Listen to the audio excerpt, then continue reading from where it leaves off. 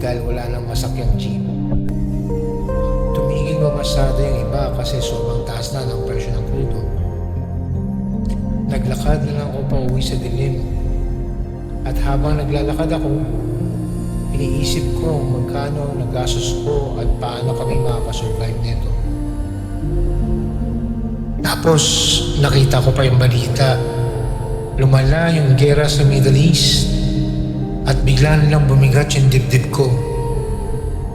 Kinaumagahan, paggising ko, pinagbastan ko yung mga anak ko na habang natutulog. Wala silang kaalam-alam sa nangyayari sa mundo. Pero ako, Lord, takot ako. Natatakot na nga ako mag-grocery ngayon eh. Kung ganito na kamahal ang gas, paano pa kaya yung presyo ng pagkain? Bilang tatay, yung isipin na baka dumating yung araw na hindi ko sila mapakain. Parang nakakawala ng hininga. Lord, tulungan niyo po kami. Feeling ko, ang liit-liit ko at wala akong kalaban-laban ngayon.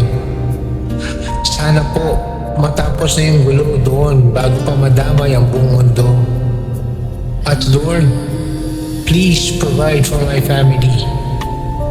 Bigyan niyo po ako ng lakas ng katawan para patuloy na maglakad, magtrabaho, at lumaban para sa kanila.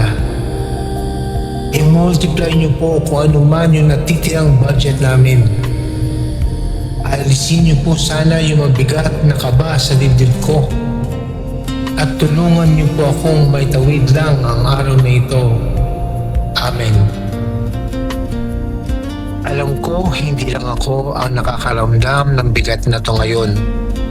Kung isa ka ring magulang na hindi makatulog dahil sa pag-aalala, o kung may kilala kang kapwa nating naghahanap buhay na pagod na, share mo sa kanila ang panalangin ito.